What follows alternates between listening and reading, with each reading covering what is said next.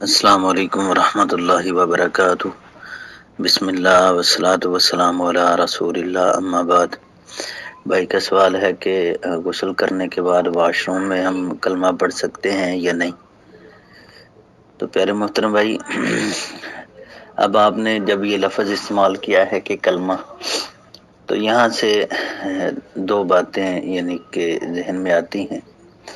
ایک تو یہ کہ کلمہ شہادت، یعنی کہ جب وضو کے بعد ہم پڑھتے ہیں اشہد ان لا الہ الا اللہ وحدہ لا شریک لہ واشہد ان محمدا عبدہ ورسولہ، اور کچھ لوگ ایسے بھی ہیں جو دوران وضو یا دوران غسل یا غسل کے بعد یعنی کہ کلمہ پڑھنے کے قائل ہیں، لا الہ الا اللہ محمد رسول اللہ۔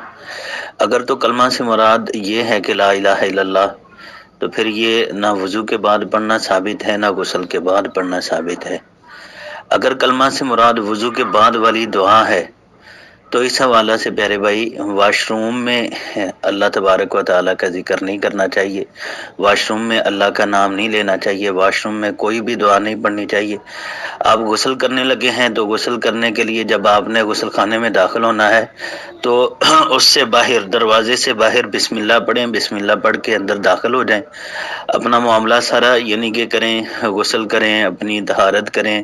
طہارت کے بعد یعنی کہ آپ نے جو بھی سلسلہ کیا ہے، وضو کیا ہے، تو اپنے کپڑے وغیرہ پہنے، کپڑے پہننے کے بعد جب آپ واش روم سے، غسل خانے سے باہر نکل آئیں تو پھر آپ وضو کے بعد والی دعا پڑھیں۔ واش روم کے اندر دعا پڑھنا جائز نہیں ہے، واللہ اعلم۔